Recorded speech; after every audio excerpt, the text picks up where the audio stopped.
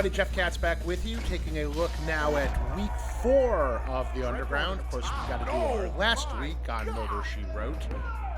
Though I don't know that Murder, She Wrote actually did that. I just wanted to go for a more obscure television reference.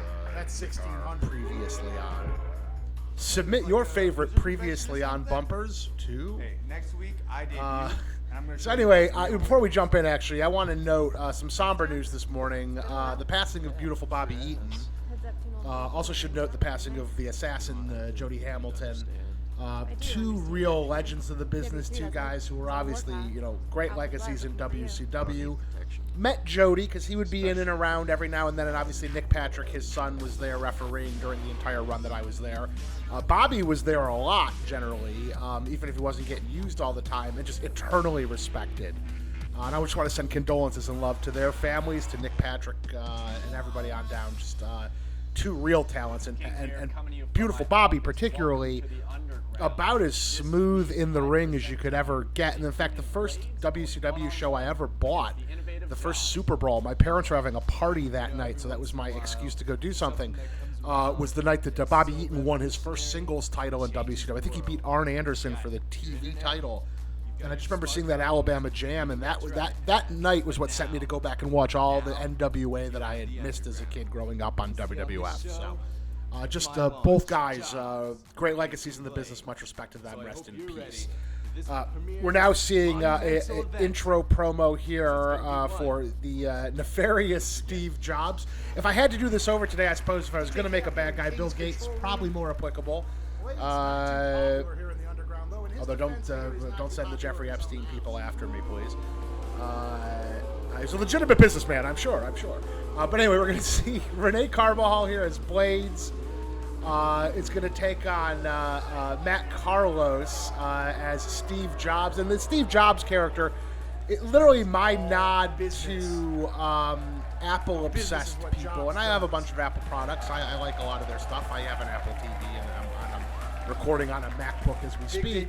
But it was kind of a commentary on tech cultists in general. It's a little on the nose, but more the idea you'd nickname somebody in high school who was an Apple cultist, Steve Jobs. And it's about with dread, as heightened as we're going to get. And as you can, even just in terms of the presentation of what the guys wear in the ring. Very intentionally, generally not wearing traditional wrestling gear with a couple exceptions, to again give it that sort of teenage, sort of underground Fight Club CW style. A beautiful high crossbody there by Steve Jobs. And we also see Rick Knox, by the way, back in the ring. We're joking around a couple episodes ago about Jim Cornette ripping on Noxie's work. I have not seen the AEW stuff for the most part, but I love Rick, so I will defend him there, and I will defend Kenny Omega and the Young Bucks from Jim, who I do like as a broadcaster and who I do enjoy. I will put Jim Cornette over, though, and say that one thing he is totally correct about, Joe Walsh, tremendously underrated guitarist. I appreciate the Joe Walsh shout-outs. I've gotten a bit more into Joe Walsh over the last couple years, listening to some of his solo James Gang stuff. Would really recommend it. Also, a lot of the guitar legends generally put him over as being really talented. Also, I will issue a slight correction as well to my WRP commentaries. I do now side with MVP after having the lockdown year to do a real deep dive on Steely Dan beyond the hits.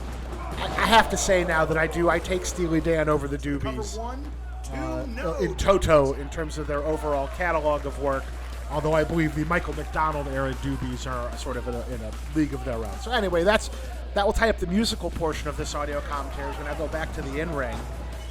And we've talked earlier about the idea that because you're trying to cast people that look young and that look like they could play teenage, or CW teenage, or in the same way that people on 90210 were in their 20s, 30s, Gabriel Carteris' case, playing teenagers, that you could still, try to do that here because you wanted to give it the WB, CW, old school Fox, feel. Sunset flip into the nice cover. Looking sunset flipper. Also, not easy to necessarily work in this level of extra gear.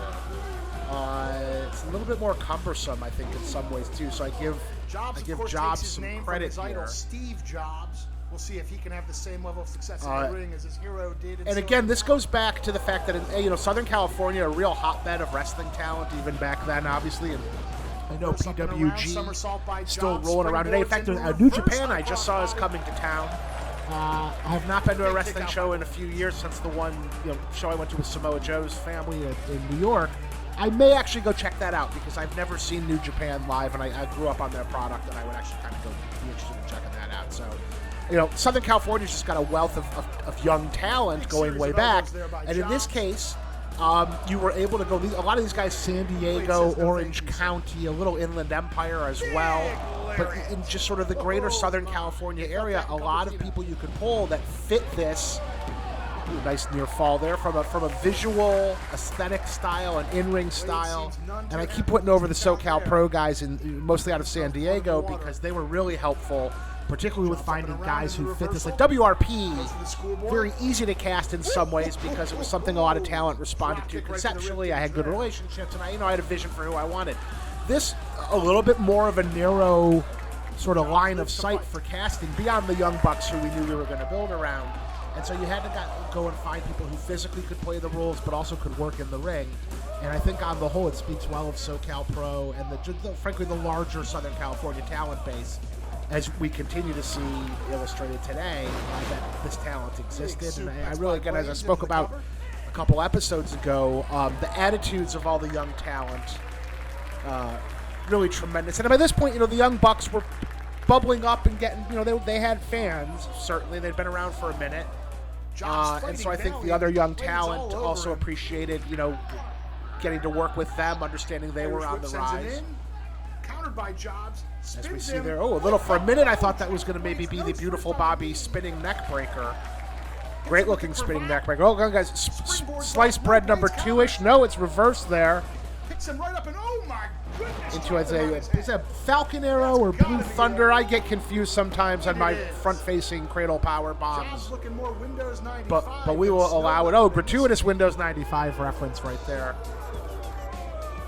Shout out to Bill Gates, wherever you are recovering from your divorce, and I'm sure I just happened to have a couple dinners with Jeffrey Epstein. That's all. We just had a couple dinners. All business in that ring. Just happened after everybody knew he was a pedo, of course. But again, that's a separate audio commentary, ladies and gentlemen.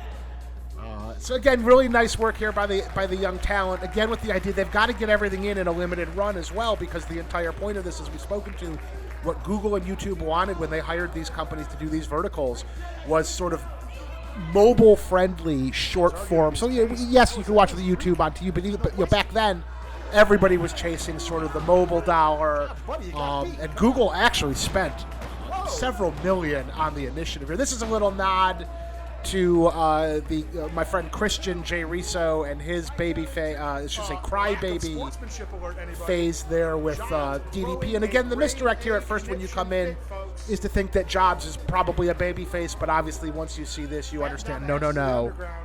Not a good guy. He's a big crybaby, and in fact, that's going to continue his direction going forward to put him on a clearer heel path, as we will reinforce right here.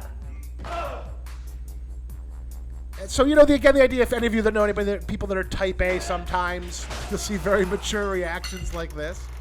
I'd like to say that no televisions were injured in the making of this, but obviously that's not the case here. And we go back to the feed, and now here we are. We're back in Fast and Furiousville, because it's about family, bro. As we see PW3 and Stone facing off. PW3 very aware now that, of course, last week Liz, the woman in the middle, reached out to Stone. And again, Matt Jackson, I love both these guys. They were great to work with. Matt is the more natural heel. Nick is the more natural babyface. They slotted very easily into these roles. I do understand from the Squared Circle Reddit, they're generally playing pretty heelish right now. I would like to see that. I'm sure they're good at it. But I think this just speaks to their natural chemistry, obviously as brothers, that would go without saying, but also the fact that, while you had seen them generally be presented as baby faces to that point, maybe Generation Me had been heelish at some point in TNA. I don't necessarily remember. That's probably the marijuana talking over the years in between, not a fault of their work. But ultimately, those guys, their heel potential very clearly there. and I think ultimately clearly being realized effectively today based on the business success they're having. So we'll talk to you as we move on to next week and continue on with our look behind the scenes of the underground. Talk to you soon.